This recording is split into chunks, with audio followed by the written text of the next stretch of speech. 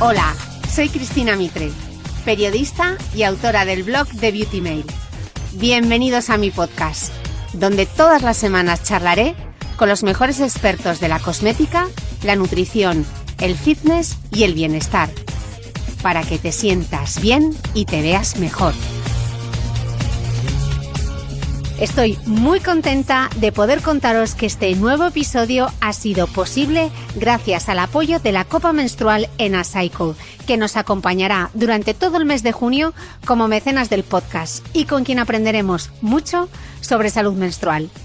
La Copa Menstrual de Enacycle, con 2 patentes mundiales, es un recipiente de silicona líquida de grado médico que se introduce en el interior de la vagina para recoger el flujo menstrual.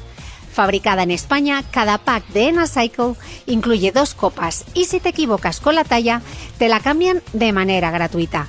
Tiene además un aplicador patentado que permite colocarla más cómodamente y una cajita para que puedas llevarla en el bolso y esterilizarla en el microondas en 3 minutos con un poco de agua cuando comiences de nuevo con la regla. Para más información visita www.ena.es, repito, www.ena.es. Muchas gracias a Enacycle por apoyar la continuidad de este podcast. Bienvenidos todos a un nuevo capítulo del podcast. Y esta vez me he venido a Londres. Y tiene bemoles la cosa, porque vamos, a quien os voy a presentar ahora mismo, llevamos, no sé, este podcast se lanzó hace 1 año y pico. ¿Cuándo nos vemos? ¿Cuándo grabamos? Que llego a Madrid. ¿Y tú dónde estás? Y bueno, ¿qué? ¿Quedamos? Oye, y al final ha tenido que ser Colgate, la magia de Colgate, para que nos encontremos en Londres. Oh, my training shoes, ¡Qué Isabel del Barrio! ¡Qué ilusión, Cris! Bienvenida, por fin. Bueno, yo sé que muchos de los que nos seguís a las 2 conocéis a Isa, pero para quien no conozcáis a Isabel del Barrio, ella es ex bailarina, entrenadora personal y triatleta, es más conocida en redes sociales como My Training Shoes, es licenciada en Derecho y Administración de Empresas y está acreditada por la NSCA, que es el National Strength and Conditioning Association, como especialista en entrenamiento personal y además ella está en constante formación. Tiene además un posgrado de entrenamiento personal en el INEF de la Universidad Politécnica de Madrid y desde sus redes sociales, que están todas las redes sociales en su canal de YouTube, en su Instagram, está ahí continuamente motivándonos y enseñándonos. Y esta mañana yo he aprovechado que hemos bajado juntas al gimnasio. Bueno, tú has bajado antes. Bueno, bajé un poquito antes porque yo tenía un jet lag mortal que me he despertado a las 3:30 de la mañana y decía yo, ay, ¿por qué? Entonces he resistido hasta las 6 y pico y ya he bajado un poquito antes, pero he aprovechado para resolver dudas y adelantar cositas de este podcast.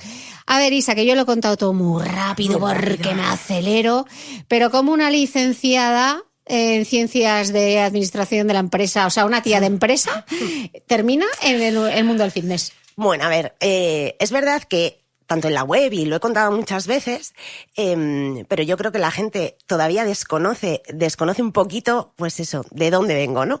Y bueno, como bien has dicho, yo he sido bailarina hasta los 18, o sea, para mí ha sido la mejor escuela del mundo y es como yo digo, el amor de mi vida, el ballet.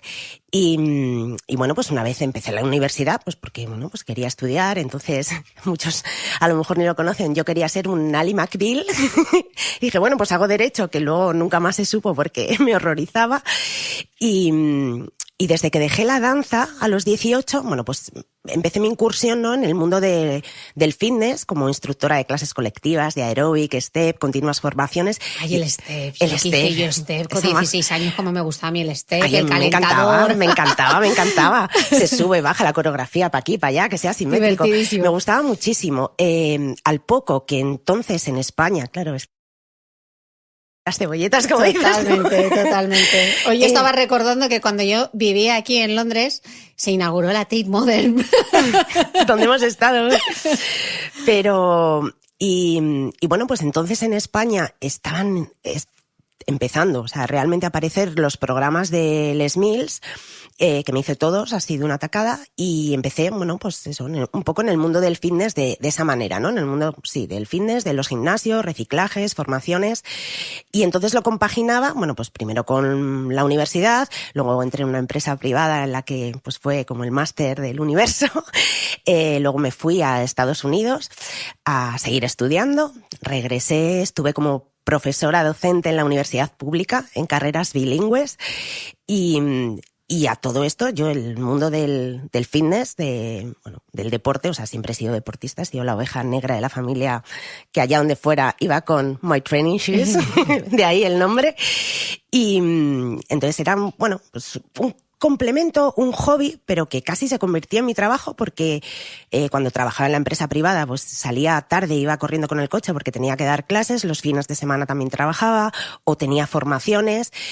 Y de hecho, cuando estuve aquí viviendo en Londres, estuve trabajando dando clases de Body Combat y Body Pump en una cadena de gimnasios aquí también. Y bueno, pues pasan los años, sigo en la empresa privada hasta que dije, mira, ya hasta aquí, no quiero trabajar en una empresa en la que no valoren mi trabajo. Tenía en la cabeza, pues la idea de hacer un blog, que entonces yo seguía muchos blogs de moda. ¿Qué año fue eso? Pues en 2013. En 2013, que todavía, había blogs de moda, pero de fitness, Ninguno.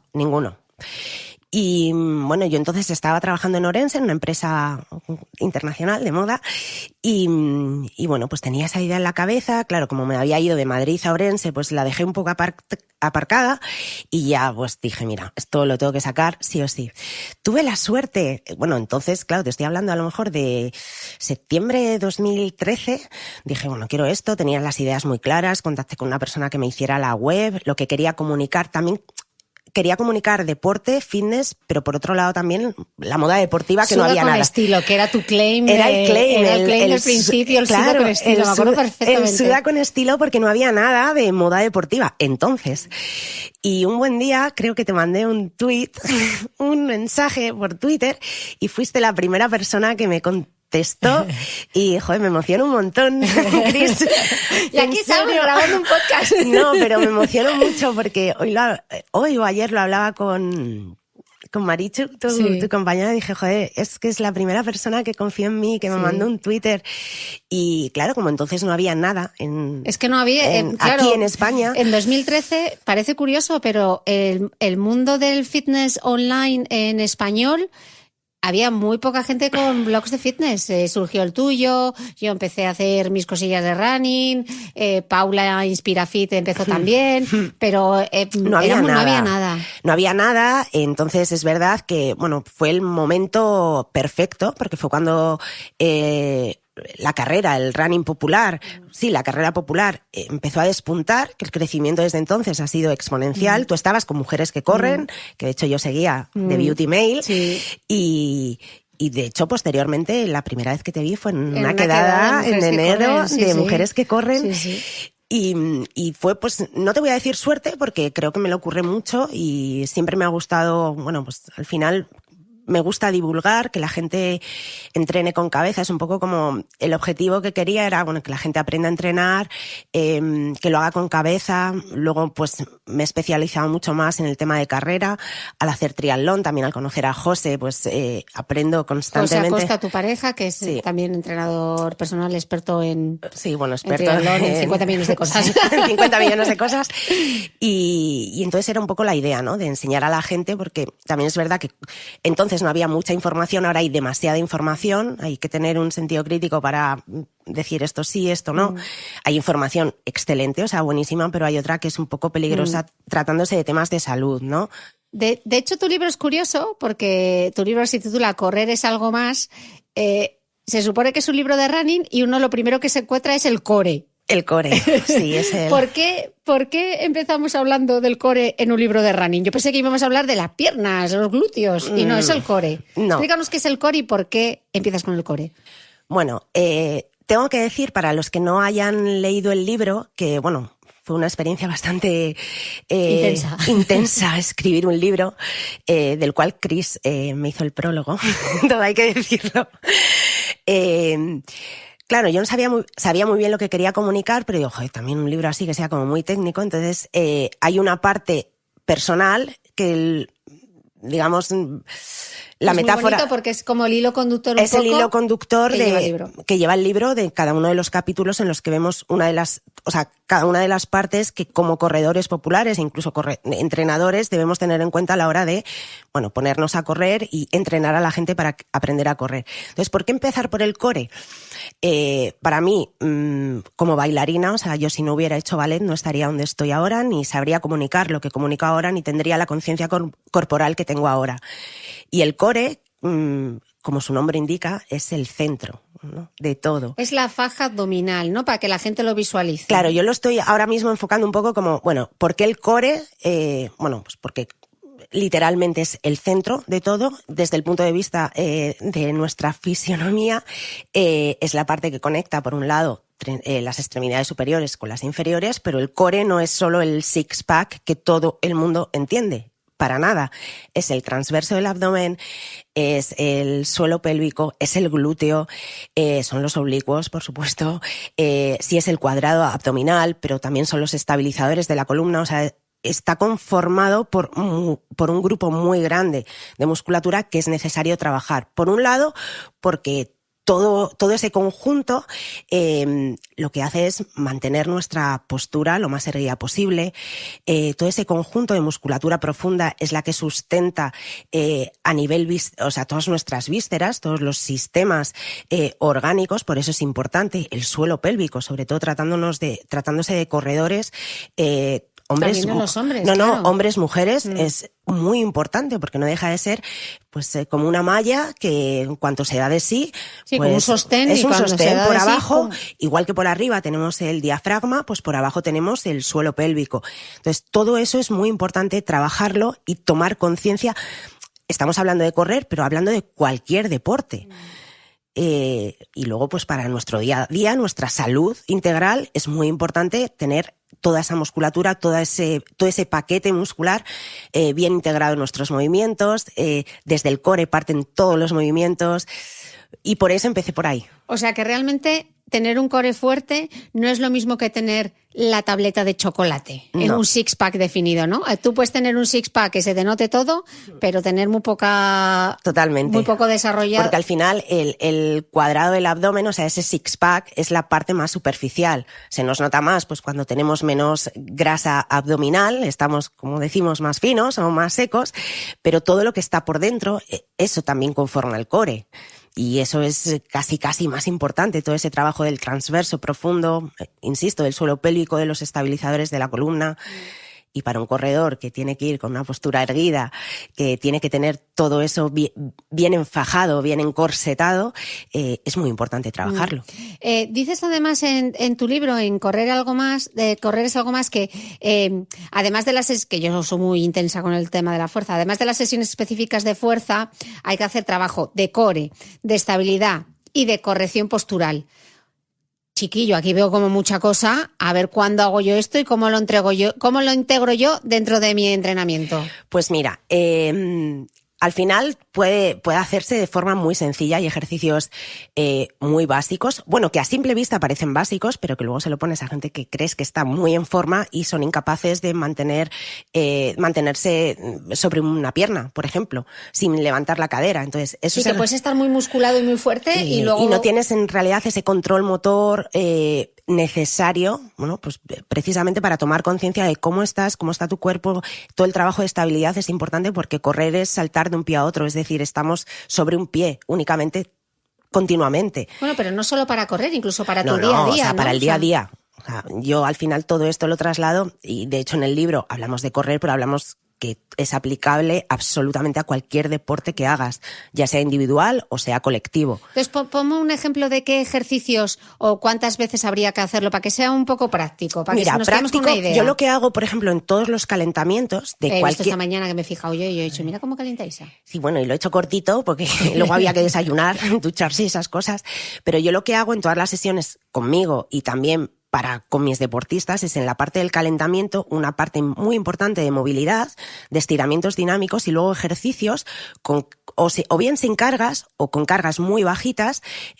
Trabajo. Cuando decimos cargas muy bajitas, da un ejemplo de cuánto es una carga bajita para que la gente piense en la kettlebell o en la mancuerna, claro, más o menos. Eso ya depende del nivel de fuerza que tengamos cada uno. pues si hay gente que, por ejemplo, este tipo de ejercicios que puede ser peso muerto a una pierna o una ligera flexión también a una pierna, como si fuera una sentadilla a una pierna, pero pequeñita, o ejercicios de equilibrio, a ver, si no lo has hecho nunca, pues hazlo sin nada. O sea, lo importante, yo soy muy tiquismiquis con la técnica, y si un ejercicio no está perfecto no puedes progresar, no puedes añadir carga. O sea, de nada te vale, voy a hacer una sentadilla con un montón de cargas y tengo las rodillas en valgos y no tengo fuerza en el glúteo. Hacia adentro, ¿no? Hacia adentro, eso es. O si tiro con la espalda, o si no tengo una buena ejecución técnica, no tiene sentido, porque los beneficios y adaptaciones no se van a producir. Entonces, yo en el calentamiento, que suele durar unos 15 minutos, incluyo eso, estiramientos dinámicos, ejercicios de movilidad y 3 o 4 ejercicios de estabilidad, pues para ganar fuerza en el tobillo, a nivel propioceptivo, la planta del pie, trabajar también la planta de los pies. Ya sabes que yo sobre soy muy... un BOSU, por ejemplo, tampoco necesitas ni siquiera un BOSU. Tampoco lo necesitas realmente, o sea, si tal y...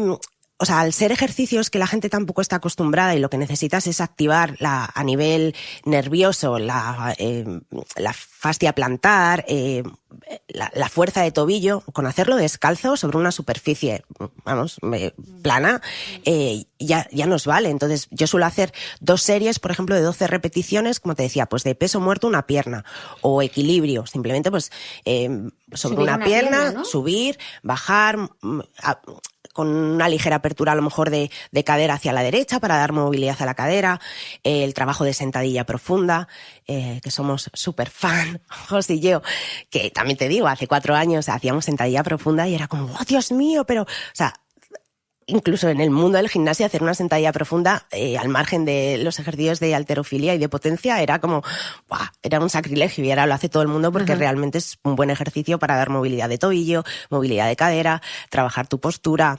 Entonces, y son ejercicios muy fáciles, que por cierto, en mi web hay un montón. Luego vamos a poner, luego en las notas de este podcast, que repito hasta la náusea, ya sé que me repito mucho, pero como me lo preguntas todo el rato, las notas del podcast están siempre en thebeautymail.es, donde cuelgo este audio, abajo aparecen todas las notas del podcast. Así que haré ejercicios de movilidad y le pediré un link a Isa, ejercicio de fuerza y así tenéis, porque ya tiene mogollón de vídeos y mogollón de contenido en su web. Así que ya os pondré todos los links con los ejercicios. Otro concepto del que tú hablas también en el libro es el Fit for Running. ¿Qué es esto del Fit for Running? Bueno, el Fit for Running en realidad fue casi culpa tuya de cuando estábamos trabajando en Women's Health, de hacer un reto para los corredores, los deportistas, los seguidores, y en el fondo es el concepto del libro, ¿no? Es que para correr hay que estar en forma. Y cuando digo estar en forma es tener una buena condición física, un buen trabajo a nivel cardiovascular, cardiorrespiratorio,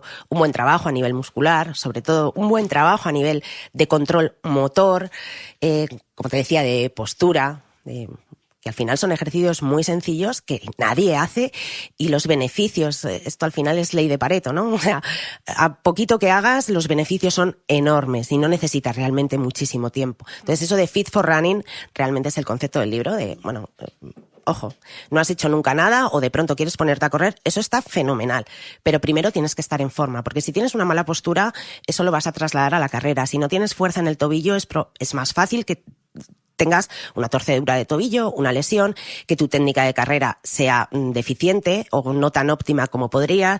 A nivel cardiovascular, claro, es que corro y es que a los 10 minutos no puedo. Bueno, pues no pasa nada, puedes empezar caminando, puedes hacer otro tipo de trabajo cardiovascular para desarrollar una buena base aeróbica. Entonces, claro, la gente que me viene a entrenar, las primeras semanas el trabajo, apenas hay trabajo de carrera, es todo trabajo eso de movilidad, de técnica, control postural, control motor, empezar con el trabajo de autocargas, luego empezar con cargas. Autocargas es con tu propio con peso tu propio corporal, peso ¿no? corporal, y a partir de ahí, pues el trabajo de técnica de ejercicios básicos de toda la vida, que luego vamos a incluir en las sesiones de fuerza en sentido estricto. ¿Qué son esos de ejercicios básicos de toda la vida?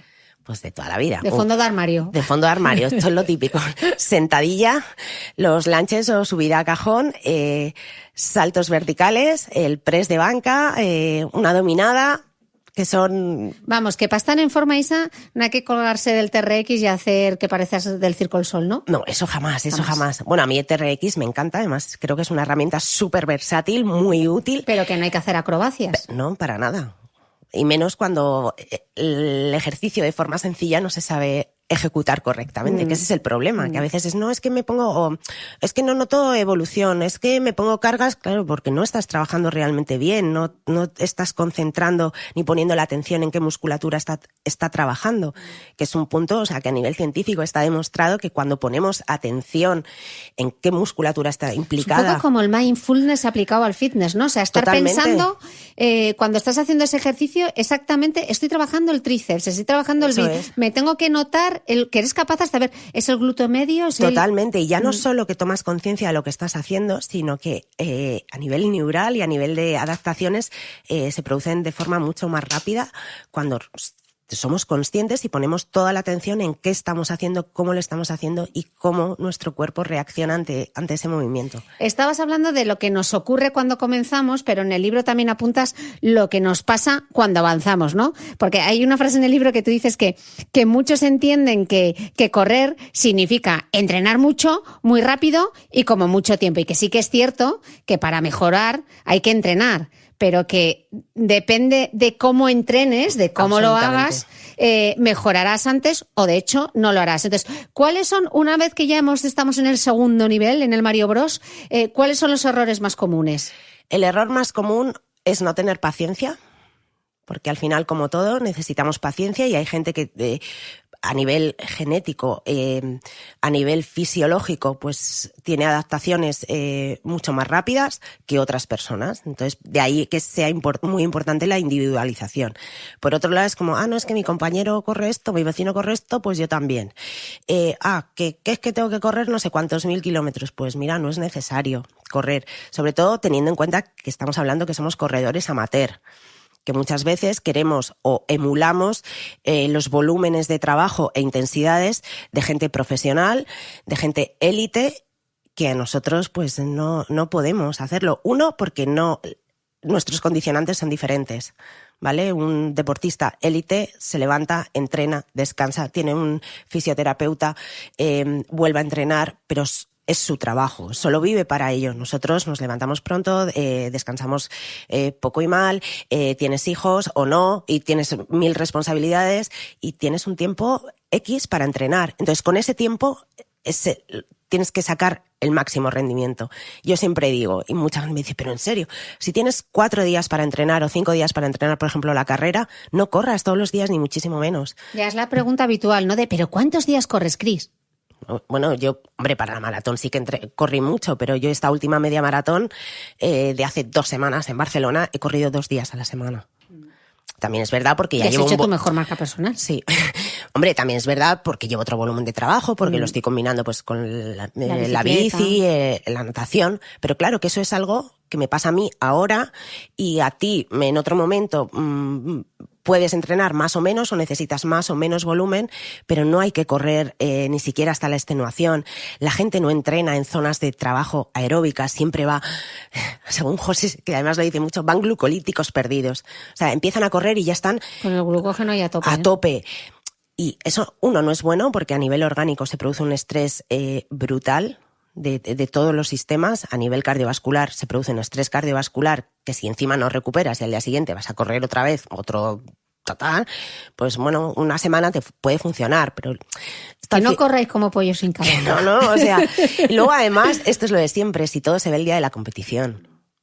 Y no es que hoy me he puesto malo, no es que hoy no ha salido el día, es que hoy... No, mira, es que ya has llegado al día de la competición, el día de tu prueba, has llegado sobreentrenado, sin descansar y esos resultados que esperabas no llegan. Ahí es cuando viene la frustración y eso es una pena. Entonces es decir, mira, pues tengo poco tiempo, tengo 5 días para entrenar, pues corro 2 o 3, otro día me hago mi entreno de fuerza, otro día me hago mi entreno de ejercicios de prehabilitación y ya está. Y ya está. Seguro que uno de los objetivos de muchos de los escuchantes de este podcast es correr más tiempo y además retrasando la fatiga cuanto antes. Para lograr estar en ese estado de forma, ¿qué es lo que hay que hacer? Porque claro, error habitual, es que quiero correr una maratón y me meto kilómetros y venga de kilómetros y venga de kilómetros. O ni siquiera quiero correr una maratón, simplemente quiero empezar a correr y entonces más tiempo y más tiempo. Pues que no existe una planificación adecuada del entrenamiento. Entonces, al final, objetivo es ser más económico eso por un lado se logra con el gesto técnico, o sea, tratar de que nuestra técnica de carrera sea lo más económica posible para que el gasto energético pues sea menor, y por otro lado teniendo pues unos niveles, unos umbrales bien trabajados, un umbral aeróbico. ¿Qué es eso de trabajar en tus umbrales? Bueno, aquí ya nos metemos con que recomendación, o sea, yo no entreno a nadie sin que se haga una prueba de esfuerzo, uno, a nivel de salud, para ver cómo está, y dos... ¿Y te da igual que vaya a correr una media maratón, un 10K, igual. Un 5K o da lo igual, que sea? Da igual. Uno, a nivel de salud, a nivel preventivo, saber cómo estás, cómo está tu corazón, y dos, porque si yo tengo que entrenar a alguien, que lo hago en función de sus zonas de entrenamiento, en función de sus umbrales, necesito saber dónde están esos umbrales y qué es lo que hay que mejorar, si hay que mejorar consumo máximo de oxígeno o hay que mejorar su base aeróbica. Y el problema real es que la gente no entrena, o sea, entrena muy arriba siempre. O sea, con el corazón a 1000 por hora, quieres decir, ¿no? Eso es, muy arriba, en zonas como yo llamo zonas competitivas, pero bueno, zona de máximo estado estable de lactato o muy cercanas al consumo máximo de oxígeno. Eso aparte que es un estrés. Y ahora dirán, ¿y eso cuántas pulsaciones serán? Claro, eso cuántas, pues depende, porque Chris a lo mejor lo tiene en 170 y yo mi consumo máximo de oxígeno lo tengo en 168. Y hay gente que lo tiene en 200, entonces es totalmente individual. De ahí la importancia de una prueba de esfuerzo. Siempre lo recomiendo con análisis de gases, pues para ver realmente todos los valores y a partir de ahí establecer en qué zonas cada persona tiene que entrenar. Y el problema es que muy poca gente entrena en zonas aeróbicas. O sea, ¿Qué significa entrenar en zona aeróbica? Cuando no vas ahí a tope de power, ¿no? En zonas a nivel, ¿vale? Ya no nos metemos en pulsaciones. Sí, pero para que nos entienda. A nivel de que vas paseando a Miss Daisy, o sea, muy fácil, un nivel conversacional. Claro, yo a la gente que entreno al principio es como, pero es que no voy rápido. Ya, es que no tienes que ir rápido, es que tienes que desarrollar tu corazón, tienes que enseñar a tu cuerpo a que realmente oxigene bien, que utilice la oxidación de las grasas como sistema energético, porque de eso tenemos mucho, ¿vale? Al final es, explicándolo muy fácil, tenemos dos tipos de gasolina, ¿no? Un tipo gasoil y gasolina que vamos al saco, pero se gasta muy rápido, ¿no? Claro, vamos a utilizar el gasoil porque de eso tenemos mucho. Cuando ya empezamos a trabajar a intensidades muy elevadas, que ahí es cuando realmente necesitamos glucógeno, bien muscular, bien hepático, claro, eso se acaba. Y como se acabe, ahí ya llega la pájara, la fatiga, y ahí es lo que hay que evitar. Entonces, el trabajo a intensidades muy bajas no solo es beneficioso a nivel mitocondrial, a nivel de oxigenación de la sangre, de limpiar la sangre, a nivel, como te decía, de enseñar al cuerpo a que aprenda a utilizar la oxidación de las grasas como sistema energético y sobre todo para no estar a nivel orgánico estresado. Pero eso no significa, Isa, que tengamos que hacer todos los entrenamientos no, en esa zona, porque luego por eso hacemos series que ahí le pegamos un buen chute o cambios de ritmo o tal. Eso, o sea que en la variedad está el gusto, ¿no? Más que está el gusto, es que en la variedad es como la tiene mejora. Que ser el entrenamiento. O sea, hay unos entrenos cuyo objetivo es eso, para mejorar consumo máximo de oxígeno y aprender a trabajar con esa fatiga, ¿no? O sea, o con ese estado digamos, que se nos agota nuestro glucógeno, el azúcar, los azúcares, pero por otro lado hay que trabajar a intensidades bajas y por otro también a ritmos de competición. O sea, pero eso necesitas, como decíamos, una prueba de esfuerzo en la que te diga tu umbral aeróbico o tu umbral láctico, que en realidad se llama umbral láctico, es este. Y tu umbral 2 de consumo máximo de oxígeno es este. Entonces, para este tipo de trabajo tienes que hacerlo en esta zona, a este número de pulsaciones. Y por eso necesitas a alguien que te haga una planificación. Eso es. Porque si no, bueno, autodidacta es mejor alguien que te marque cómo entrenar para hacerlo bien. Yo creo que es independientemente, ya no por conseguir marcas que todos, o sea, quien me inversión en salud, ¿no? Por salud. Por salud, por eso, porque muchas veces como, joder, es que no llego, es que me siento cansado, claro, pero ¿por qué te sientes cansado? Porque no estás entrenando bien. Porque no estás entrenando bien, porque tu cuerpo está inflamado del estrés que llevas. Porque tienes el cortisol ahí arriba. Entonces, o sea, hay muchas cosas y por eso es importante. Como sabéis, soy una firme defensora de la copa menstrual, porque no solo me parece un método más ecológico, porque no genera desechos, sino que también es más respetuoso con la salud de tu vagina, porque no interfiere con su pH y es compatible con su microbiota. Además, nos hace menstruar de una manera más consciente. Cuando usas una copa menstrual tienes algunos miedos, como que termine perdida por el espacio interior de tu útero. Pero no temas, porque la vagina mide entre 8 y 10 centímetros y es imposible que la copa menstrual atraviese el cuello uterino. Pero para evitar ataques de pánico innecesarios, la copa menstrual de Enacycle incorpora un hilo, similar al de un tampón, pero de silicona, algo así como un GPS manual para que la tengas siempre localizada. Otra reticencia habitual a la hora de usar la copa menstrual es cómo cambiarse cuando estás fuera de casa. Lo cierto es que puedes llevar puesta la copa menstrual de Enacycle hasta 12 horas, pero si te quieres cambiar, cada pack de Enacycle incluye 2 copas para que tengas de quita y pon y también una cajita para que la guardes en el bolso. Atrévete a romper las reglas con la copa menstrual de Enacycle. Más información en www.ena.es.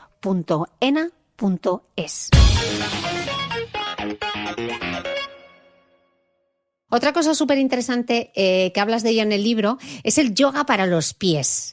¿Qué es esto de yoga para los pies? Que es un concepto que también me gusta mucho. Bueno, es el tuga, se suele llamar.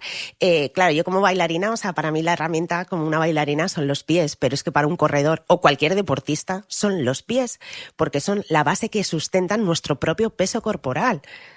Y ese peso que por la gravedad va hacia abajo. Entonces, el trabajo de los pies, y más en un corredor, es súper importante, casi lo más. A nivel propioceptivo, o sea, ese sistema sensorial, tenemos infinidad de terminaciones nerviosas en los pies. Como te decía, al ser nuestro apoyo, si tenemos unos pies débiles, una articulación poco móvil, en este caso la articulación del tobillo, y poco fuerte, pues esto es, vamos... Mecánica pura, Mecánica ¿no? pura, y si lo asimilamos con conceptos arquitectónicos, si los cimientos no están bien, el resto va a ir mal. Con lo cual, si tu pie está rígido, si tu fascia plantar no es flexible, si tienes un sistema propioceptivo que está, como digo yo, a nivel... El equilibrio, ¿no? Para que nos entendamos. La propiocepción es como el equilibrio, ¿no? En realidad el sistema propioceptivo es un sistema sensorial, ¿vale? O sea, podemos trabajar la propiocepción de las manos o puedes trabajar con los ojos cerrados para ver precisamente cómo está, qué es lo que percibes, ¿no? Pero es verdad que a través de los pies, que son nuestro sustento, pues si no recibimos información o la recibimos mal, nuestro equilibrio efectivamente es peor. Y ya hemos dicho que en la carrera vamos de un pie a otro, por eso es muy importante. De hecho, tú recomiendas que todo lo que tiene que ver con la movilidad articular y los estiramientos que se haga descalzo. Y el trabajo de fuerza. Y, o sea, yo de hecho entreno prácticamente descalza, casi siempre. Como te decía, incluso para hacer un peso muerto, sí, y para una sentadilla con una barra. Sí. Sí. Hombre, en esos casos tienes que tener cuidado sobre todo si estás en un gimnasio, eso es, porque hay peso que se te puede caer en el pie y te puede destrozar. Pero, por ejemplo, lo que te decía, los calentamientos y en el gimnasio los hago descalza, trabajo además los pies, hago pues mis ejercicios que hacía en ballet, punta, flex, mover los dedos, elevar los talones, también pequeño masaje miofascial con pelotita, pues eso, pelotitas de estas, o bien de golf o de tenis, y luego trabajo de los ejercicios de movilidad los hago descalza, los ejercicios unipodales los hago descalza, porque al final la zapatilla te resta información. Claro, por eso decimos que es tan importante todo el entrenamiento de fuerza, no hacerlo, aunque a mí me estáis viendo porque son las únicas zapatillas que me he llevado a Dubái de momento, hacer el entrenamiento de fuerza no con las zapatillas de correr, sobre todo dependiendo del drop de la zapatilla que lleves, porque pierdes mucho contacto con el suelo. Y de hecho cambia mucho el ejercicio, vamos, yo lo veo en mis clientes, en mis deportistas, cuando lo hacen descalzo, o sea, cuando no. Los ejercicios de equilibrio, los ejercicios, pues eso, el peso muerto una pierna, la sentadilla una pierna, cuando les quito la zapatilla, el pie, claro, es como digo yo, los dedos tratan de agarrarse al suelo, se activa muchísimo más la musculatura del tibial anterior, el tobillo empieza a fortalecerse, entonces por eso me gusta hacerlo descalza. Este es un tema un poco controvertido. Tú hablas en el libro que es un tema controvertido que ya hemos sacado más aquí en el podcast, entonces quiero saber tu opinión. Tú dices en el libro que las disciplinas de trabajo cuerpo-mente, como es el yoga o el pilates, en el universo del fitness, están ayudando mucho a tomar conciencia de lo importante que es tener eso, pues un cuerpo flexible, armonioso, con las articulaciones con amplios rangos de movimiento y que no se queden limitadas. Entonces la pregunta es, ¿son complementos o por sí solo sirven para estar en forma? De forma aislada, dices. Es decir, ¿Solo hago yoga o solo hago pilates? ¿No sirven para estar en forma? A ver, no está. El Pilates de verdad, el Pilates con máquinas, como Joseph Pilates lo creó, es un programa de entrenamiento muy intenso. Pero ahí, por ejemplo, no tienes la parte cardiovascular. No tienes el trabajo cardiovascular, hay un trabajo con poleas, trabajo de fuerza que está muy bien, trabajo de control postural, que, o sea, es fantástico el trabajo con el reformer, con la silla de pilates, pero te falta, por ejemplo, la parte cardiovascular. El yoga me parece, bueno, también es verdad que hay infinidad de disciplinas, hay unas disciplinas más de meditación, más mente, otras más físicas, que está muy bien, pero, a ver, siempre digo, mejor eso que nada. Como deportista, corredor popular o como deportista X o triatleta, creo que son complementos más que necesarios. Más que necesarios también para conectar un poco con esa parte interior que a veces nos olvidamos y yo siempre digo que a mí el correr es como una meditación. De hecho, corro sin música, corro sola y me encanta porque es la parte que tengo para desarrollar mi creatividad, hacer como mi to-do list y estar conmigo y conocerme. También me gusta ese punto ahí de sufrimiento, que no tiene por qué hacerlo todo el mundo, obviamente, pero a veces hacemos como todo muy rápido, las cosas por hacer, como te decía, sin pensar en lo que estamos haciendo. Entonces es verdad que el yoga o el trabajo, un trabajo que nos saque un poco, cierto, de la zona de confort, ¿no? Que dices, es que no hago yoga porque no tengo equilibrio, no tengo flexibilidad, no pasa nada. O sea, la idea no es hacer posturas imposibles, es simplemente que conectes con tu yo, saber cómo estás. Hay días que estás muy nervioso, por eso no te salen bien los entrenamientos, o que piensas que estás fenomenal y en el fondo tienes una tensión interior provocada por X, un problema personal, un problema en el trabajo. Entonces, esa parte me parece importante, trabajarla. Vale, y respecto a las clases, porque es la pregunta habitual cuando decimos entrenamiento de fuerza, lo importante que es el entrenamiento de fuerza. Entonces la pregunta es, Isa, es que yo voy a clases de body pump y también hago clases de gap. Tú que vienes del mundo del fitness y de la clase colectiva, ¿qué opinas? Mójate. No, yo me mojo, siempre digo, bueno, mejor que nada. Eso es mejor que nada. O sea, prefiero a alguien que vaya a una clase de body pump y una clase de TRX o de lo que sea, a que no haga nada. O a que siga cualquier programa de los que te puedes descargar en internet. Pero al final, fuerza es levantar cargas, o sea, es levantar hierros de toda la vida. Sí o sí, o sea, no hay tu tía. A mí me hace mucha gracia. No, es que quiero tener el culito de tal. Bueno, pues déjate de las gomitas, que está muy bien, a modo de activación, a modo de tomar conciencia, para eso son, o a modo correctivo, pero que si quieres tener un culo para arriba, o sea, tienes que levantar mucha carga, que el culo puede, o sea, que el glúteo es el mayor grupo muscular que tenemos. Y no es ponerte a hacer sentadillas con 10 kilos. Bueno, al principio sí, si no lo has hecho, pero hay que levantar hierros. Y es así, o sea, dicho... Bueno, tú lo dejas súper claro en el libro porque dices, entrenar la fuerza es vital, chimpún. Vital. O sea, por tema de salud es vital. Y cada vez hay infinidad de estudios que demuestran, o sea, estudios en el ámbito clínico de pacientes con cáncer, pacientes con Alzheimer, mujeres... niños, que mi proyecto es para financiar un proyecto de investigación que parte es aeróbico y parte es entrenamiento de fuerza. Porque al final el músculo es la vida. Entonces, si el músculo no está fuerte, no está sano, no tienes nada. Vale, Isa, y entonces, ya les hemos convencido de lo importante que, muy bien si voy a hacer una clasecita de gap o de body pump, que está muy bien, pero que hay que coger peso. Peso. Entonces, ¿qué ¿Qué hay que tener en cuenta a la hora de diseñar un programa de entrenamiento de fuerza? ¿Qué cosas sí o sí debe incluir ese programa? Lo primero, la técnica. Insisto, la técnica del ejercicio. Y luego una buena progresión de cargas, de intensidad del ejercicio. Son muy importantes los descansos entre series de ejercicio, ¿vale? Es verdad que cuando nunca has hecho un trabajo con cargas, ya no te hablo de cargas muy altas, sino con cargas externas, pues siempre empezamos con un trabajo con cargas medio bajas, haciéndolo a un número de repeticiones bastante elevado. ¿De 12? ¿Cuántos son? O sea, Bueno, ¿de 12, 15, 15, 20? Sí, 15, 20, por ejemplo. Y a partir de ahí, cuando ya empiezas a ganar fuerza muscular, pues ya es aumentar. Y luego el entrenamiento con cargas a nivel de rendimiento, insisto, rendimiento, no estoy hablando de deportistas de élite. Todos queremos rendir, lo hemos dicho antes, correr más, correr mejor, cansarnos menos, eso es rendimiento. Hay que levantar, bueno, el trabajo con cargas se centra más, en el caso de correr, en trabajos más explosivos, más de ganancia de potencia, ¿no? De poder mover cargas muy rápidamente, por decirlo de la manera más simple que todos nos entiendan, ¿no? Y esto que de potencia, que bueno, pues mover carga muy rápido.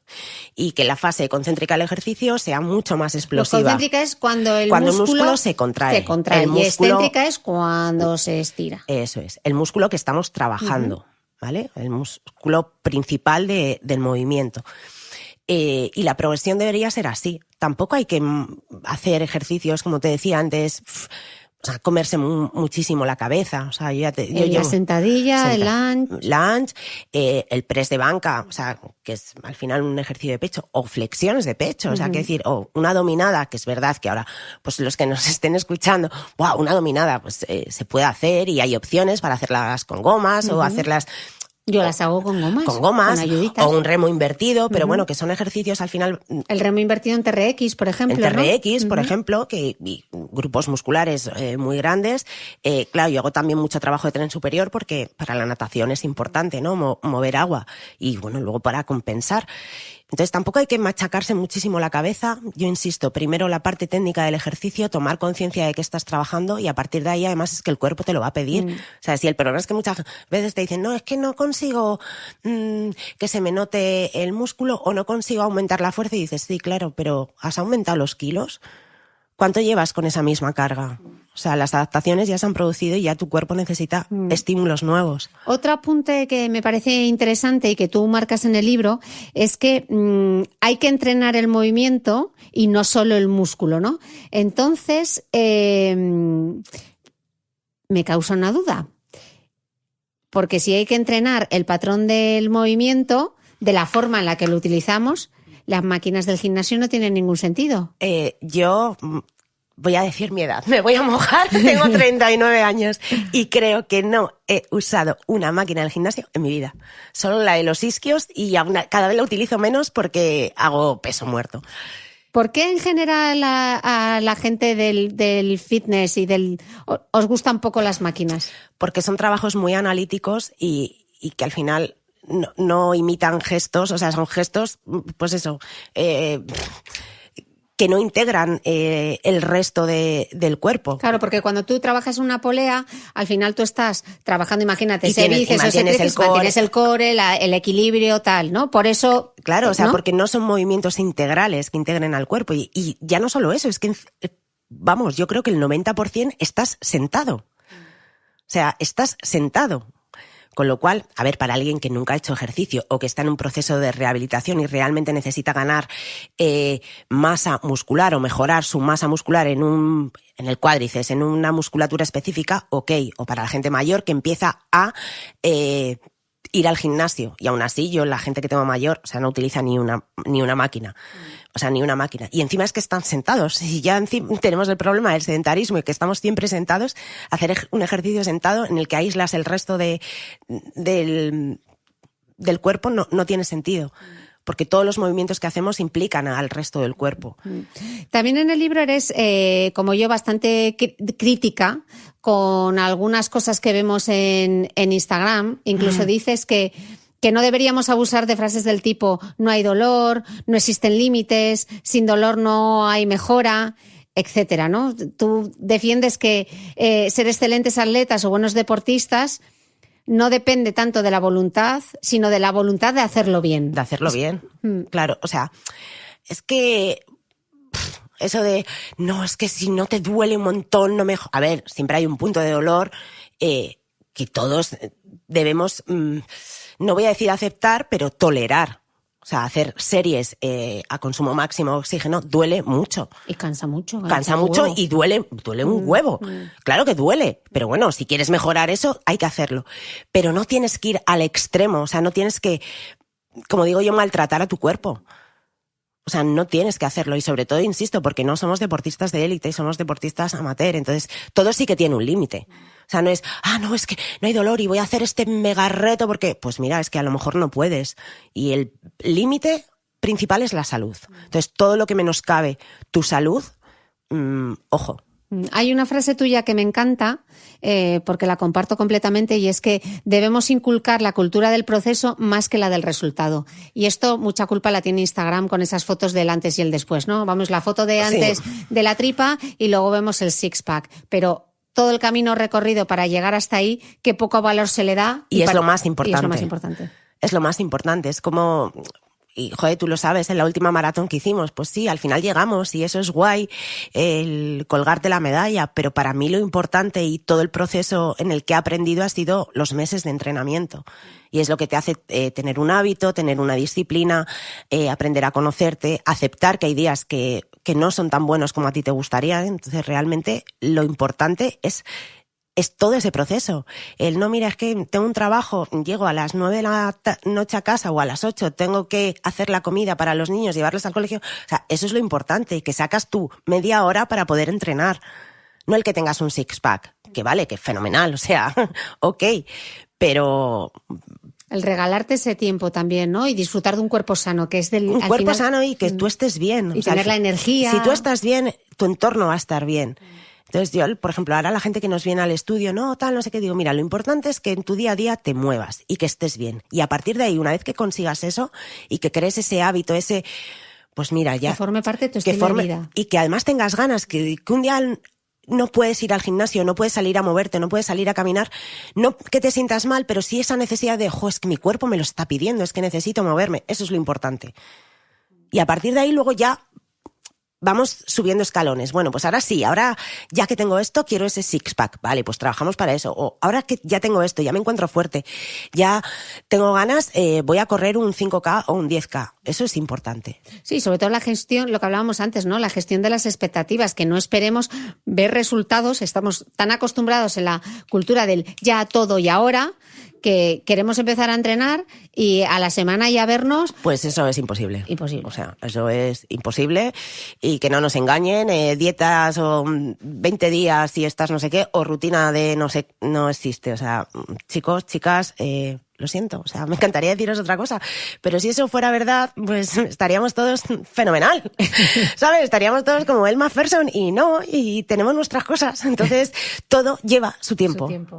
Y si quieres algo, tienes que priorizar en ese algo. O sea, no es que quiero estar súper en forma, pero ya, cuando hay un pero, ya no. ¿Sabes? No, es que quiero no sé qué, vale, pues es que quiero perder peso, bueno, pues deja de comer un poquito menos, muévete más. Que en el fondo es muy sencillo, pero tienes que querer. Claro.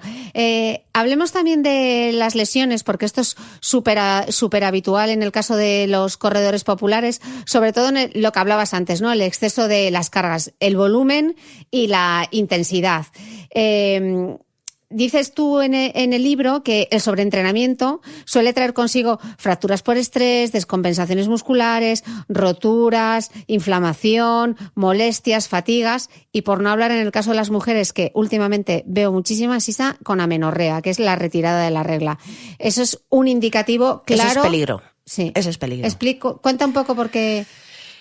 O sea, por un lado, las lesiones pueden ser, obviamente, por sobreentrenamiento, como he indicado antes, ya no solo por carga muscular, sino por fatiga, incluso hay fatiga crónica y fatiga a nivel orgánico, por no tener un sistema muscular fuerte, que eso no lo tienes cuando no trabajas la fuerza. O sea, ahora ya, gracias a Dios, en los últimos años, ya por fin, realmente los corredores populares empiezan a entender la importancia de la fuerza. Pero es que si no tienes... Correr es aplicar fuerza al final, pero si no tienes fuerza, en el kilómetro 30 de la maratón es cuando ves el muro. Sí, la mayoría de la gente que abandona una maratón es por un fallo muscular. Es por fallo, no es porque... No, porque además una maratón no la corres en ritmos aeróbicos, o sea, es por falta de fuerza. Por ahí vienen muchas lesiones. Y en el caso de las mujeres, lo que dices tú de amenorrea, eso es un problema grave, porque nuestro sistema hormonal regula absolutamente todo. Y seas joven, seas mayor, si eres joven más problema todavía, porque eso significa que te estás quedando con menos reservas para cuando seas viejecita. Sí, sobre todo en el tema de óseo, ¿no? La hucha eso es. La hucha ósea va a disminuir. Entonces, y disminuye diariamente. Y el tema hormonal, o sea, si no tenemos nuestro sistema hormonal regulado, nos afecta absolutamente a todo. Y ese sobreentrenamiento es porque las cargas están mal distribuidas, porque no estamos descansando, porque tenemos un porcentaje de grasa demasiado bajo. ¿Es multifactorial? Es multifactorial. O sea, normalmente cuando te falta la regla, o sea, habría que estudiar, ¿no? ¿Qué está pasando? Obviamente. Muchas veces es eso, falta de un porcentaje de grasa excesivamente bajo, mala alimentación, mal descanso. O sea, se juntan todos esos factores que afectan a nuestro sistema endocrino al final. Sí, claro. Tú, de hecho, dices en el libro que estar cansado, que me gusta mucho esta frase, es estar cansado es parte del entrenamiento, pero estar agotado forma parte del sobreentrenamiento, ¿no? Que diferente, es muy diferente. Es muy diferente y además el sobreentrenamiento es cuando no te apetece entrenar de forma constante, por decirlo alguna, porque siempre hay días que no te apetece entrenar y lo tienes que hacer. Pero cuando esa falta de motivación empieza a aparecer, cuando ya te levantas agotado, qué pereza, eso ya... Si es diferenciar, yo estoy en un punto en el que ya diferencio cuándo es la pereza y cuándo es mi cuerpo que está cansado. Creo que hay que saber diferenciar cuándo es una cosa y otra. En el libro tú también haces muchísimo hincapié, y me encanta, Isa, que es lo importante que es el sueño para rendir, ¿no? Que cómo se nos olvida. E igual, o sea, vuelvo a lo mismo, de hecho ya te lo pasaré por si lo quieres poner aquí en los enlaces. Cada vez hay más estudios que obviamente verifican la importancia del descanso. Te hablo también en estudios que son muy sesgados porque están hechos en deportistas de élite, pero bueno, el descanso es fundamental para que todos nuestros sistemas funcionen correctamente. O sea, yo me acuerdo que mi padre me decía, cuando me quedaba súper tarde estudiando, déjate de quedarte y descansa. O sea, lo más importante, dormir. Y es muy importante. Vivimos tan rápido con tantas mil cosas que no le prestamos atención, ya no solo para rendir en nuestro deporte, sino para rendir en nuestro día a día. Porque muchas de las cosas que solís decir que si no descansas no asimilas el entrenamiento, ¿no? ¿Qué es eso de asimilar el entrenamiento? Asimilar el entrenamiento a nivel orgánico, precisamente como hablaba de esas adaptaciones que se produzcan, el cuerpo necesita estar descansado para funcionar. Esto es como un coche, o sea, para que funcione correctamente. No puedes estar ir con el coche gripado todo el día, porque es que te va a petar o te va a dejar tirado. Pues el cuerpo pasa exactamente lo mismo y necesita un descanso a nivel neuronal, a nivel motor, que todos los sistemas funcionen acorde también a nuestros ciclos, ¿no? de sueño. O sea, yo le doy mucha importancia al sueño porque yo tengo problemas de sueño, tengo narcolepsia y me he dado cuenta que cuando no duermo no doy pie con bola. O salgo a correr y, hostia, es que no puedo, es que me pesa todo, Y claro, es que el cuerpo no ha recuperado, no ha asimilado, no. Y hay veces que es mejor, mira, échate la siesta, déjate hoy de entrenar, o vete pronto a la cama, mañana te levantas un poquito antes y ya verás cómo tu cuerpo reacciona de otra manera. Y tú también... Tu motivación es diferente, porque cuando estamos cansados es que no, o sea, nuestras neuronas no te da. No te da, o sea, eso de que no te da, es que es así. Estoy empanada, es que no he dormido. Es así, ¿vale? Es así, tenemos el cortisol a lo mejor muy alto. Entonces, también a nivel hormonal se producen unos desajustes muy importantes, con lo cual si se producen desajustes a nivel hormonal, pues ya olvídate. Y ya más las mujeres, que es el show que tenemos. Una última pregunta para despedir este podcast, porque claro, tengo una triatleta, le tengo que preguntar sobre el triatlón. ¿Es el triatlón la disciplina deportiva más completa? Pues mira, no lo sé. No lo sé. Yo te voy La más divertida, sí. Es muy divertida. Es muy divertido. Es un deporte. Que la gente dice, ¿son 3 deportes? No, el triatlón es un deporte. Y se tiene que entender como un deporte. Porque al final cada segmento está integrado o depende... Bueno, espera, vamos a explicar que como aquí hay gente de todos los perfiles, que es un triatlón, que estamos dando por hecho. El triatlón es una disciplina deportiva que nació en el año 78, allí en las islas de Hawái, y combina la natación con el ciclismo y la carrera a pie. Entonces hay, diferentes distancias. Hay distancia olímpica, que son 1.500 metros de natación, 40 kilómetros de ciclismo y 10 kilómetros a pie. Yo hago media distancia y larga distancia. Luego ya está distancia Ironman. Que eso es un porrón. Que todavía mucho. No... Es mucho. Termina con una maratón, así que haceos una idea. Y bueno... Para mí es un estilo de vida y pues muy divertido, es muy completo. Es verdad que a nivel de entrenamiento es más divertido porque no estás siempre solo carrera. Es, pues un día entrenas el ciclismo, más normalmente suele haber 2 sesiones al día, pero que es más divertido a la hora de entrenar porque combinas diferentes disciplinas. ¿Y cuáles son los beneficios de hacer ese tipo de entrenamiento cruzado? Uno, por ejemplo, en el caso para los que son corredores, en pretemporada es ideal si tenéis tenéis la oportunidad, o bien bici de carretera o mountain bike, no hay impacto articular. Es decir, trabajas la parte cardiovascular, pero sin ese impacto articular que nos supone la carrera. También por cambiar la rutina, ¿no? Decir, es que estoy siempre... O sea, a mí este año entrenar la maratón Cristina, fue un infierno. Solo correr, quería morirme. Yo decía, no puede ser. Entonces... es muy divertido. La natación igual, puedes trabajar series, por ejemplo, series en zonas de trabajo de consumo máximo de oxígeno, sin ese impacto articular que suponen las series, por ejemplo, en pista. Y es más divertido. En el fondo es más divertido. En la variedad está a gusto. Claro. ¿Para qué vas a hacer uno cuando puedes hacer 3? Claro, eso digo yo. Luego, eso sí, necesitas un poquito más de tiempo para entrenar. Eso también. Eso también. Bueno, hemos tardado un año, pero lo hemos conseguido. Hemos grabado un podcast. ¡Qué alegría! ¡Qué alegría! Ha sido qué un placer. Feliz, Cris. Nos gracias. lo hemos pasado fenomenal. Además, aprovecharé en este podcast porque tengo grabado una rutina con Isa que no llegué a subir al blog sobre cómo hacer HIIT, que no lo hemos contado, entrenamiento de alta intensidad, que os va a venir fenomenal tenerlo. Sí que digo, del HIIT, esto que hablábamos del dolor, que ya... lo hablaremos dentro de 2 años, cuando vuelvas de Dubái, a lo mejor, no sé, o tendré que irme a Dubái. Antes. No, pero el HIIT, de verdad, duele. Sí. ¿Vale? O sea, sí, no es... Claro, no es 20 segundos de sentadilla. No, son 20 segundos o 30 de sentadillas all out. O sea, a todo lo que des. A darlo todo. A darlo todo. Bueno, pues os subiré también ese vídeo para que me veáis lo bien que lo hace Isa y yo cómo me voy arrastrando que no puedo con mi alma. ¿Qué va? Pero para que lo tengáis hay una rutina de HIIT, de Tabata, para que lo probéis vosotros también. Isabel del Barrio, My Training Shoes. Gracias, un placer. Cris. Gracias infinitas. Y a vosotros, pues ya sabéis, nos escuchamos el próximo domingo. Muchas gracias. No olvides que todas las notas de este capítulo están en mi blog de beautymail.es.